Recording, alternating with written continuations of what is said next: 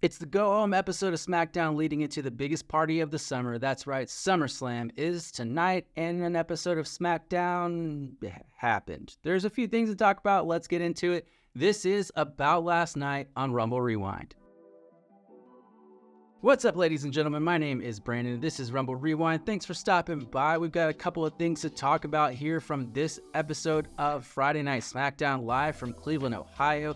Just ahead of WWE SummerSlam. There was 2 title matches, a couple other things that went down. Let's get into it. Before we do though, do me a quick favor, scroll down below this video, hit that like button for me, go ahead and subscribe to the channel if you're not already, and turn on your post notifications so you never miss an upload. We're well on our way to our first goal of 200 subscribers. When we get there, we're doing a giveaway, some CM Punk merch. You're going to want to be eligible for that.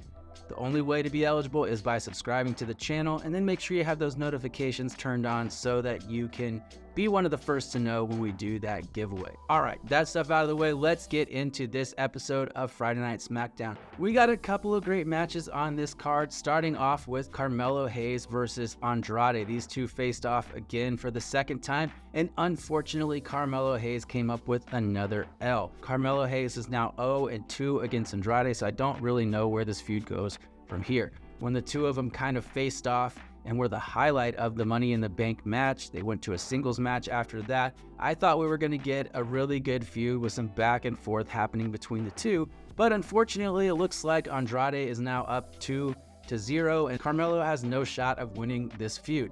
That makes me wonder what is going on with Carmelo Hayes. What is the plan for him? They called him up from NXT, first round draft pick, made him feel like a big deal, and he's been stacking L's ever since. Carmelo Hayes is the guy that pinned Randy Orton to qualify for Money in the Bank. So I thought that we were going places. The man's got charisma, he's got incredible in-ring skills.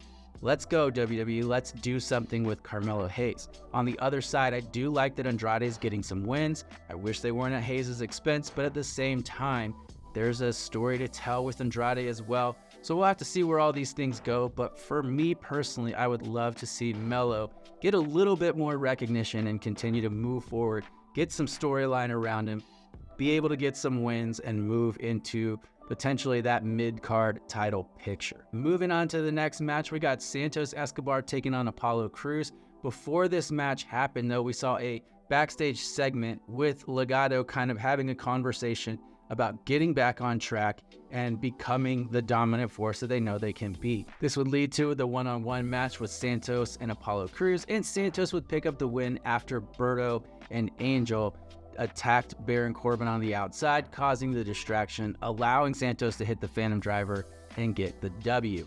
Now, this is great. I think that Legado has some potential, but unfortunately, they've been kind of stuck in this mid-card vortex where they are basically just elevating other talent for quite some time.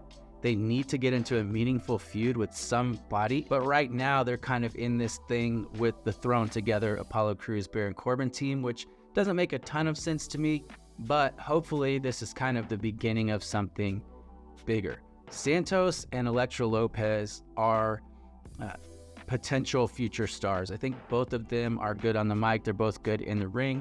And then Berto and Angel are a great tag team. They've got a lot of really good in-ring skills. And if Elektra Lopez can continue to be the mouthpiece, then they could be a legitimate faction, a legitimate threat. And so hopefully some things with that will change as well. Now, before we talk about the 2 championship matches that we got on tonight's card, let's talk about some other storyline things, some developments that are going on at SmackDown. First off, let's talk about Tiffany Stratton, Miss Money in the Bank, and Nia Jax. This friendship continues to develop as they head into SummerSlam. Tonight, Nia Jax would present Tiffany with the new pink bedazzled briefcase that is honestly perfect for her. But she did make Tiffany promise not to cash it in. I don't remember exactly what she said, but it did sound like Nia made her promise not to cash it in before SummerSlam, during the match, or on Nia Jax, period. Tiffany did promise, but obviously things can always change. As Nia left, Chelsea Green and Piper Niven would enter the scene. Chelsea would call back to when Tiffany pushed her off the ladder to win Money in the Bank. Chelsea said she would have made the briefcase green, and Tiffany said, well, green is definitely not your color. That was kind of the end of it, just some seeds planted for maybe future storyline involvement between Stratton and Green. Tiffany does need some sort of feud, some sort of story to move her situation forward. Right now, she's just been a side character in the Nia Jax Bayley feud, and that ends at SummerSlam. So we've got to get something going for Tiffany. Maybe it's a feud with Chelsea Green. I would love that. I think it would be incredible. Let me know in the comments, though, what you think. Where should Tiffany Stratton go from here? And should she try to cash it in on Nia Jax? I do believe that that's the story that's being told. My official pick for SummerSlam is that Nia Jax would beat Bayley and get the championship, and the story would be Tiffany and Nia's friendship slowly deteriorating because of the Money in the Bank briefcase. But again, let me know what you think, and if you want to see my full SummerSlam predictions, you can check those out right here ahead of tonight's PLE. Let me know your thoughts on that, where you agree, where you disagree. Would love to have some conversation there. All right, speaking of SummerSlam, though, we would get a Logan Paul and LA Knight sort of face-off. This came out of Logan Paul's Cleveland homecoming party, where he invited some of the city's dignitaries to welcome him, to kind of throw him a party. They had a banner that was going to be hung in the Cleveland Fieldhouse. Once that was unveiled, it said "yeah" across it, because obviously LA Knight had got there and faced it. This would bring out LA Knight, and he would cut his typical promo about how he's going to beat Logan Paul at SummerSlam, take the championship, etc., etc. In this promo, though, he did apologize for defacing Logan Paul's banner and said that he would take care of it. He then went backstage, where we would get our first sort of preview or teaser for Pretty Deadly, the musical. Can't wait to see that coming soon to something near someone. Who knows? Anyway, eventually LA Knight would continue through the backstage area, and he would find Logan Paul's prime truck, get in and drive it away, and Logan Paul would end the segment by saying that's a crime, which it is a crime, but apparently on WWE TV, criminal activity is okay. After that, we would see Logan Paul in a confrontation with Nick Aldis, asking what he's going to do about it, and Aldis told Logan Paul to take it up with his dignitaries, who, turns out, weren't real dignitaries at all. Color me shocked. Moving on, we got 2 championship matches tonight. One of them was for the WWE Women's Tag Team Championships, and it would be Jade Cargill and Bianca Belair taking on the unholy union of Alba Fire and Isla Dawn. Earlier in the evening, prior to the match, Jade and Bianca would cut a promo about bringing those tag championships back to SmackDown. Now, if you look closely in the background, you will see Blair Davenport is back there sort of just watching or lurking. You got to kind of watch these promos from time to time. Really, if you see a promo backstage, you got to look in the background, see what's going on. There's been stuff happening in the background all over the place on Raw and SmackDown. That match would happen later in the evening, and Jade Cargill and Bianca Belair would get the W. However, it was by disqualification because Blair Davenport, surprise, surprise, made her presence felt, attacking Jade Cargill on the outside. This would lead to the DQ win for the challengers. However, the titles stay with the Unholy Union. After the match, the trio would beat down Bianca Belair and Jade Cargill and leave them laying and kind of pose for the cameras. So I've got to ask the question, what's going on with all these trios that WWE is building? I mean, if you think about it, we've got this trio that just formed. We've seen Bianca Belair and Jade Cargill team up with Naomi. I think that's where this particular story is going. Then over on Raw, we've got Damage Control. We've got the Party Girls, who just joined up with Lyra Valkyria. We've got Sonya Deville's new faction. All of these women's trios are being created all over WWE. And it seems like there's got to be a reason. There's got to be a purpose somewhere that they're headed with all of this. This particular trio, though, is kind of odd for me because Alba Fire and Isla Dawn are Raw superstars. And say what you want about the brand split and how they hold that very loosely, that is true. But since the recent draft, they've been sticking to it pretty well, with the exception of the Women's Tag Team Championships, which Dawn and Fire currently hold, which means they can go to SmackDown. Need to go to SmackDown. They were just on NXT. So this trio can happen, but really only as long as Alba Fire and Isla Dawn hold the tag team championships. So I'm curious where this story is going to go. In the short term, I believe it's headed towards this unholy trinity, if you will, taking on Bianca, Jade, and Naomi in a feud for a little while. But let me know what you think about that in the comments, about the brand split, about this trio in general, and the situation with all of these new trios being created. Love to know your thoughts on where that's all headed. All right, let's close this thing down talking about Cody Rhodes and the Bloodline. This story would actually bookend SmackDown. Cody Rhodes would start out the night cutting a promo, inviting Solo to the ring, and the two of them had an incredible back and forth exchange, which really elevated the feud and the match that's going to take place at SummerSlam for me.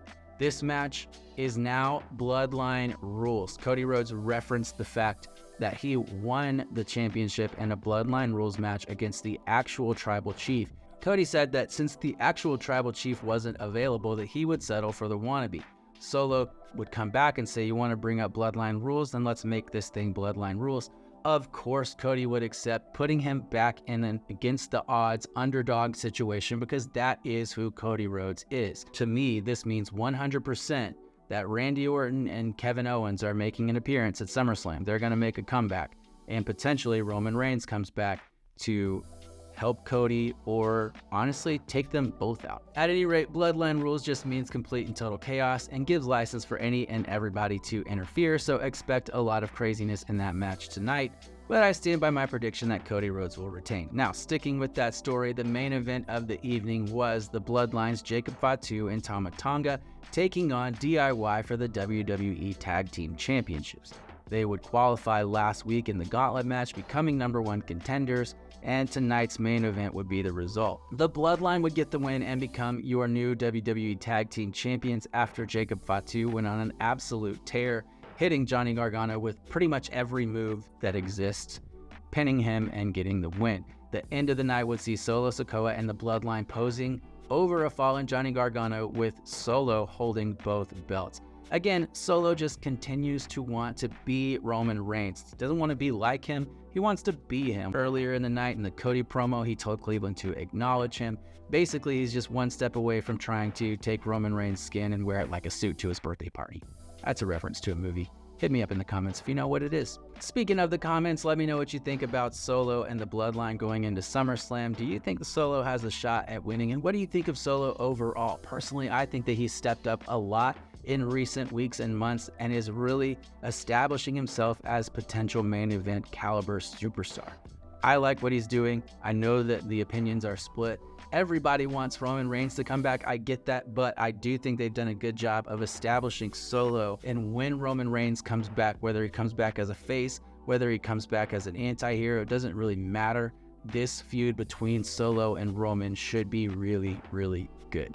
But again, let me know what you think in the comments. All right, let's talk about the show overall. As the go-home episode for a PLE, to me, it just lacked a lot of excitement. It lacked a lot of mystery or surprises. There wasn't really anything that was shocking leading into SummerSlam.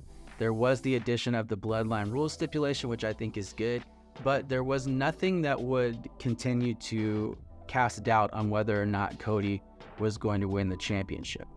I think back to when he was facing off against Brock Lesnar and they did the whole broken arm angle. Something like that would have given a little bit more mystery around the outcome for SummerSlam. I do think SummerSlam is going to be incredible. There's some great matches on the card. We're getting 7 matches, which is a lot more than typical.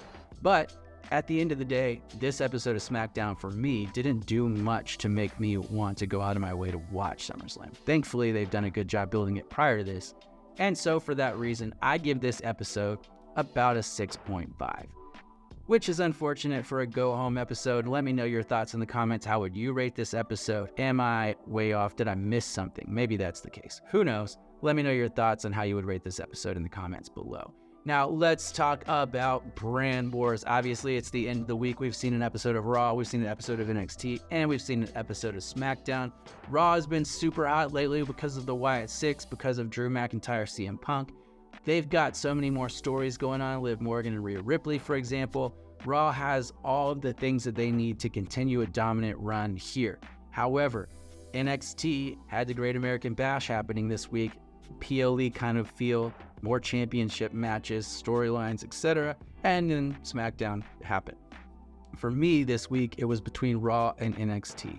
The problem for me with NXT is it was a really, really good episode, but it wasn't special. It wasn't like PLE level. So honestly, for me, all 3 shows this week were a little bit disappointing. So when that happens, I've got to look at the moments. Which show had the best moment? And for me, that was Monday Night Raw, because the Wyatt Six really stole the show and really stole the week. When their music hit after the match between the Creeds and the Alpha Academy, you kind of knew that this was going to be an interesting moment. They came to the ring, they unmasked, which answered a lot of questions. They get into the ring, they get physical, they show off some of the moves that they're capable of, that they've been sort of working on as a team, and that answered a lot of questions. And for me, this moment, this segment was really what kind of stole the week for me. And if you didn't check it out, go watch my Raw recap. You can check it out right here.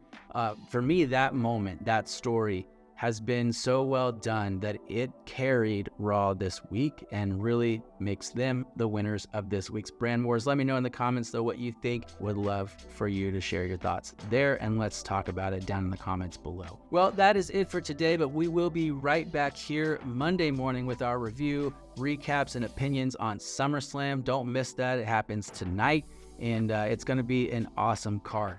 Before you go, don't forget, do me a quick favor, hit that like button down below, subscribe to the channel if you're not already, and turn on your post notifications so you never miss an upload.